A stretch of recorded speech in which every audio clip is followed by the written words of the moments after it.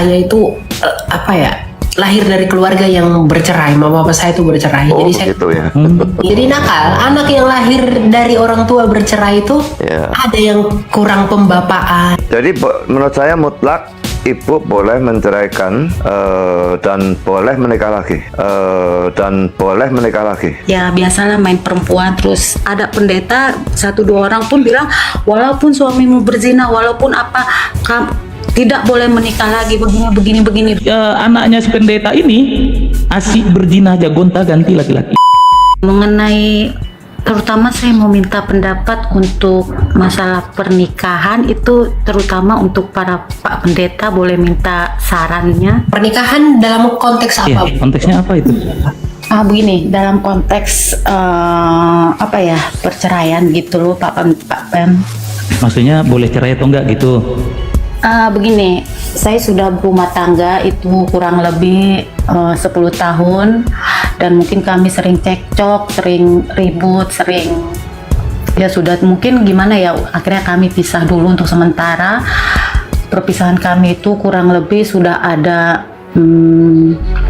udah adalah 2 tahun pisah rumah, tapi tiba-tiba saya dengar kabar kalau ternyata sudah suami saya sudah menikah lagi. Itu penuh. Saya sering sekali dengar apa ya? Saya sering sekali dengar apa ya? Sering dengar ya, dengan adanya lintas agama kayak gini sih saya jadi lebih mengerti isi ayat Alkitab. Cuman yang saya lebih ini kan adalah menurut Pak Pendeta itu sendiri adalah itu isi dari Alkitab itu sendiri, apakah saya boleh menikah lagi atau bagaimana minta sarannya Pak Pendeta. Soalnya memang yang saya tahu dalam pernikahan Kristen tidak boleh lagi menikah, tapi secara pribadi saya sendiri pun juga setelah mengetahui hal seperti ini, isi-isi Alkitab, apalagi sering dengar roomnya Kak Elia, saya tercerahkan sekali. Itu minta pendapat dari Pak Pendeta sendiri langsung, saya itu harus kayak gimana, soalnya secara pribadi saya sendiri pun juga dalam hal ini belum diberikan keturunan. Itu bagaimana gitu loh Pak Pendeta, minta tolong masukannya menurut isi Alkitab gitu loh Pak, supaya menguatkan saya.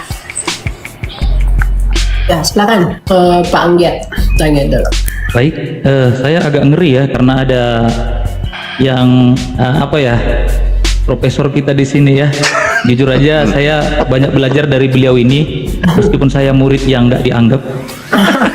Karena memang saya belajarnya di Esra Toru Bible Class yang versi gratis Pak. Ya, jadi ya jadi materinya kita ya tentu banyak dari Bapak juga. Jadi makanya saya adalah murid yang nggak dikenal lah ya. Tapi jujur saja saya sudah apologet cukup lama, cuman nggak terkenal. Oke, saya mau tanggapin sedikit ya. Jadi firman Tuhan berkata, seorang laki-laki akan meninggalkan ayah dan ibunya dan bersatu dengan istrinya, demikianlah mereka bukan lagi dua melainkan satu. Ya, jadi orang yang sudah menikah itu sudah menjadi satu. Itu yang pertama. Yang selanjutnya, orang yang menikah itu ketika dia menerima pemberkatan atau diteguhkan pernikahan kudusnya di gereja, itu ada suatu sumpah atau perjanjian yang sudah disampaikan oleh hamba Tuhan. Ya, di depan Tuhan yang Maha Tahu itu bunyinya, dan di hadapan jemaatnya yang berkumpul pada hari di mana pemberkatan itu diadakan. Nah, ketika itu dikatakan yang dipersatukan Allah tidak boleh diceraikan manusia. Nah, itu intinya. Jadi konteksnya adalah pernikahan tidak boleh cerai sama sekali. Nah, tetapi ketika kita baca Matius pasal 19 ayat 9, seorang laki-laki tidak boleh meninggalkan istrinya dan kawin dengan perempuan lain kecuali karena zina. Nah, jadi di sini memang agak rancu ya, agak sulit karena memang awalnya bukanlah perzinahan yang terjadi, tetapi percekcokan sehingga bisa ranjang, sehingga ya salah satu dari kalian menjadi katakanlah menikah lagi, itu konsepnya pasti zina.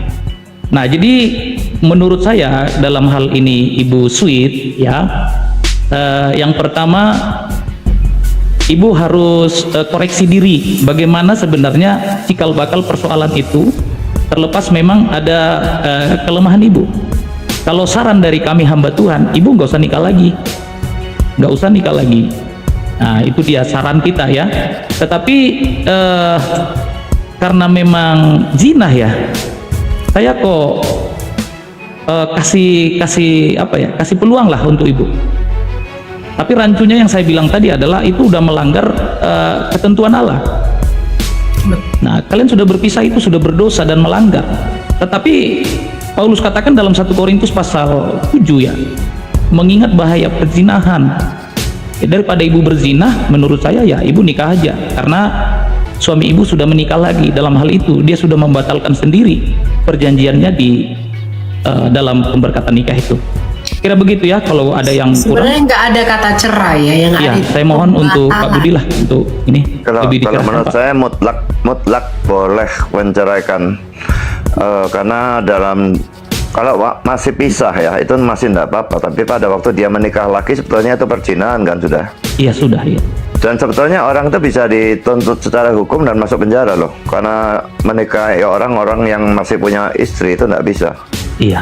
Ya kecuali kalau dalam kalangan RT 6 saya tidak tahu, tapi kalau dalam kalangan yang lain tidak bisa. Catatan sipil gitu masih terikat pernikahan, nikah lagi itu pidana loh. Iya. Jadi menurut saya mutlak ibu boleh menceraikan dan boleh menikah lagi. Puji Tuhan. Jadi Matius Pendapat 19 ayat 9 itu memang sangat-sangat jelas. Itu memang Tuhan tidak menyenangi, Tuhan dikatakan membenci perceraian, tapi ini perkecualiannya ya. Matius 19 ayat 9, tetapi aku berkata kepadamu, barang siapa menceraikan istrinya kecuali karena zina, lalu kawin dengan perempuan lain, ia berbuat zina. Kata-kata kecuali karena zina itu berlaku untuk seluruh kalimat. Jadi kalau terjadi perzinahan, bukan hanya dia boleh menceraikan pasangannya, tetapi dia boleh juga menikah lagi. Itu kalau pandangan saya. Terima kasih Pak Budi. Ya. Sepertinya saya paham ya. Coba. Jadi kalau saya tidak akan menasihati orang yang pasangannya berzina harus mengampuni, harus terima kembali. Saya tidak akan itu. Saya langsung akan berikan pilihan, kamu boleh meninggalkan pasanganmu yang berzina itu, dan kamu boleh menikah lagi. Itu saya selalu berikan langsung sebagai pilihan. Iya. Shalom, saya mau klarifikasi. Saya itu sering sekali terjadinya percekcokan yang karena memang sering terjadi, maksudnya ya suami saya ini sering melakukan perzinahan, maksudnya ya biasalah main perempuan, terus ya begitulah berzina, makanya sekali dua kali saya maafin, pas lebih dari 3 kali ya udah saya bilang kita pisah dulu karena memang ini udah nggak bisa, kamu udah nggak bisa berubah lagi begini, udah sudah. kami pisah dulu. Udah jelas itu. Dan ternyata Zinanya dari dulu. dari keluarganya dia pun juga dan dari keluarga saya pun juga bilang kalau memang udah kayak gini udah pisah dulu aja. Kalau masalah ya memang dari keluarga saya memang tidak diperbolehkan perceraian.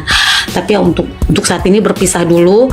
Tapi ya kami memang tidak, saya sendiri pun juga ya dengar kabar dia masih seperti itu, dan akhirnya memang dia benar-benar sudah nikah lagi gitu loh Pak Pendeta. Itu bagaimana Pak? Sedangkan saya Pasti boleh, sering kalau sekali menurut saya lihat pasti firman boleh. Tuhan. Dalam arti gini, saya sering sekali scroll TikTok, ada salah satu pendeta yang bilang tidak boleh, mau berzina mau seperti apa tidak boleh. Saya jadi serba bingung gitu. Saya pengen melalui firman Tuhan aja, isi Alkitab Tuhan Yesus perintahkan itu saya seperti apa begitu Pak Pendeta. Karena ada pendeta 1-2 orang pun bilang walaupun suamimu berzina, walaupun apa, kamu tidak boleh menikah lagi, begini begitu Pak. Jadi saya bingung gitu.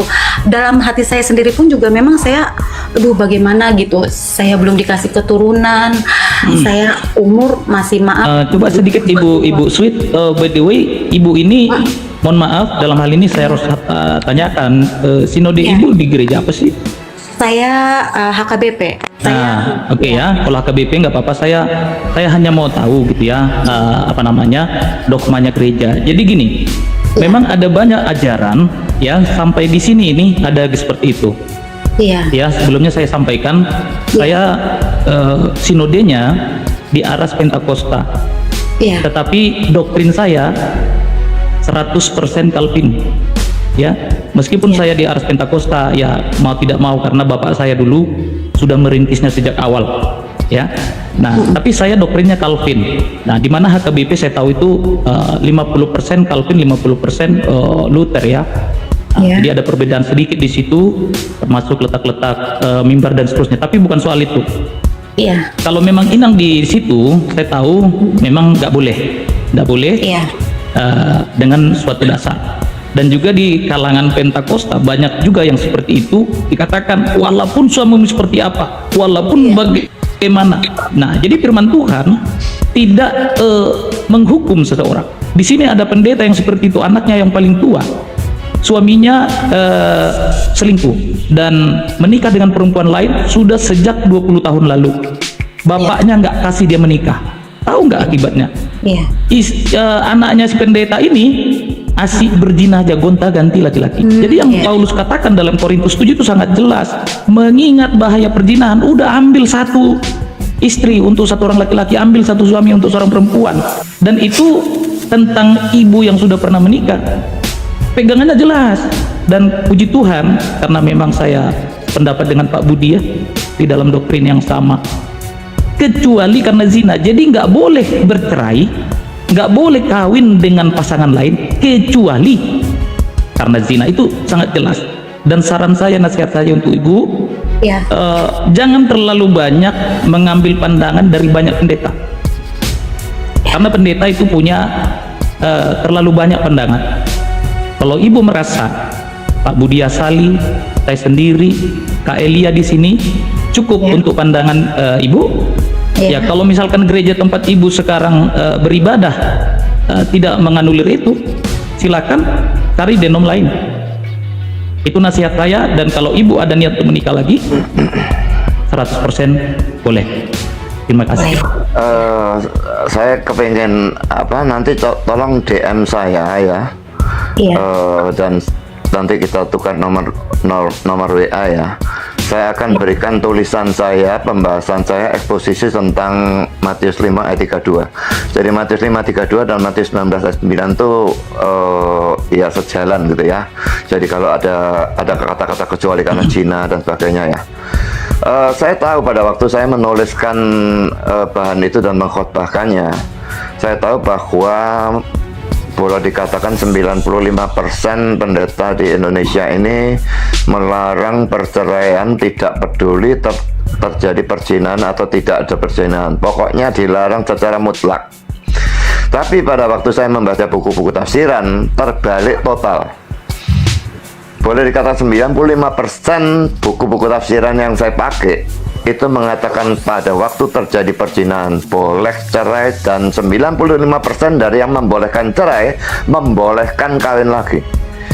Jadi dari situ saya bisa menyimpulkan bahwa pendeta-pendeta yang melarang itu, melarang secara mutlak itu tidak pernah belajar buku. Dan kedua, mungkin ya, ini dia pikir kalau diizinkan cerai maka nanti dia kehilangan jemaat. Bisa kehilangan salah satu sedikitnya, bisa kehilangan dua-dua. Tapi kalau diharuskan tetap tetap suami istri, akan tetap di gereja dia. Itu cuma tebakan saya ya. Tapi itu memungkinkan bagi saya. Dan di samping itu, hal yang lain yang seringkali jadi keberatan dari orang-orang adalah kalau kita menceraikan itu kok kita tidak mengampuni. Mengampuni itu harus. Jadi ibu harus mengampuni suami ini atau mantan suami ini, tapi tidak menerima dia kembali sebagai pasangan hidup. Jadi seperti ini ya, saya ini seorang bos, lalu ada seorang pegawai yang bolak-balik datang terlambat, mencuri lah, ini itu segala macam. Apakah saya tidak boleh memecat dia? Loh, kalau saya memecat dia, apakah saya tidak mengasihi dia? Loh, saya harus mengampuni dia, tapi saya boleh memecat dia. Jadi saya mengampuni, tapi saya tidak mau tetap menerima dia sebagai pegawai, karena dia tidak bisa dipertanggungjawabkan. Jadi DM saya, nanti saya berikan tulisan lengkapnya, bisa dibaca sendiri. Argumentasi saya sangat kuat. Oke. Terima kasih buat Pak Pendeta, Budi Asali, Pak Pendeta Antiat, dan Kak Elia dan semuanya. Semoga ini menjadi pencerahan buat saya. Tuhan Tuhan Yesus memberkati semuanya. Terima kasih Kak Elia. Beruaha doinang. Aku berusia Gian. Oh ya, salam kenal. Iya, karena satu lagi itu yang saya takutkan, Amang, karena ada yang bilang pernikahan yang kedua adalah perzinahan. Waduh, itu yang saya takutkan. Kalau saya menikah berarti saya seumur hidup, kan kita maunya menikah itu udah seumur hidup, berarti saya seumur hidup berzina dong gitu kan. Saya itu yang saya takutkan, itu yang saya pikirkan gitu loh, Amang. Jadi aduh, Ya, saya itu terbalik bingung dia. gitu, Amang. Ya. Itu terbalik. Jadi Jangan takut. yang zina seumur hidup suamimu karena dialah yang mengkhianatimu. Iya, iya. Iya, Jadi kamu itu di pihak korban. iya. Cuma Yang repotnya membatalkan nanti ya, per- repotnya nanti dia itu yang mau misalnya dapat calon suami mau Iya. minta diberkati, gereja mana yang mau memberkati itu yang jadi masalah. Kalau mereka punya pandangan nggak boleh cerai mutlak, Iya. nggak akan mau dia memberkati jadinya. Nggak mau memang dari pihak KBP saya tahu begitu. Oh ya. Iya, Tapi itu. kalau saya mau memberkati. Iya, sama. Kalau kasusnya, Ibu stay di kalau mana, Ibu? kasusnya seperti itu loh ya. Iya. Aku HKBP di daerah Tangerang, Amang. Dekat sama Pak Budi. Oh, Saya di Surabaya. Ya sama-sama di Jawa, aku di Riau. iya, iya. Cuma gereja saya punya ya semacam Ada cabang lah di sana. aturan bahwa pemberkatan itu sedikitnya salah satu itu mesti anggota. Kami tidak mau kalau memberkati pernikahan dari dua orang yang kami dua-dua tidak kenal. Kalau dua-dua tidak tahu ya seperti ini sudah ada yang menikah atau lalu saya memberkati pernikahan lagi, saya yang bisa dituntut loh. Jadi ya harus sedikitnya sudah jadi anggota gereja kami itu 6 bulan gitu, salah satunya atau dua-dua, nah itu baru boleh.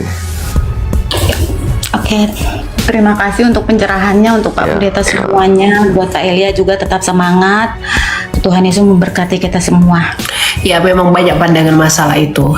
Cuma kalau dari saya mungkin lebih kepada, kalau pembahasan saya itu bukan perceraian ya, tapi bahasa saya itu adalah pembatalan janji nikah. Jadi kan kalian berjanji untuk bersatu, tapi kemudian dia mengkhianatimu. Nah itu harus dirundingkan bersama-sama dan kalian batalkan itu secara sepakat, sehingga kalian tidak lagi diikat di dalam pernikahan yang kudus itu. Relasi itu tidak ada lagi. Tapi janji yang telah kalian ikrarkan di hadapan Allah itu kalian batalkan. Putus. Nah masalah kamu mau nikah lagi, mau itu lagi, itu pertimbanganmu ya, gitu. Tapi kalau dia sang suami itu tidak mau diajak bicara, gugat melalui pengadilan. Iya betul, secara hukum saja. Iya. Tuh, ya itu mungkin solusi yang bisa diberikan. Pak Budi dan Indo udah lebih berpengalaman, tapi saya itu lahir dari keluarga yang bercerai. Mama papa saya itu bercerai, Oh jadi saya, begitu ya. iya, saya nggak mau itu terjadi lagi gitu loh. Saya Ya. Untung Kak Elia nggak nangis tadi ya. anaknya itu yang kasihan Pak, sama seperti saya. Iya, memangnya. Gitu. Jadi nakal. Anak yang lahir dari orang tua bercerai itu Iya. ada yang kurang pembapaan, ada yang kurang kasih ibu. Jadi anaknya kasihan. Saya seperti itu. Gitu. Memang mama saya yang ninggalin papa saya. Jadi mama saya yang berjinah begitu kan. Tapi Ya. jadi saya nggak mau itu terjadi gitu aja. Ya. Itu yang saya takut. Oke lah.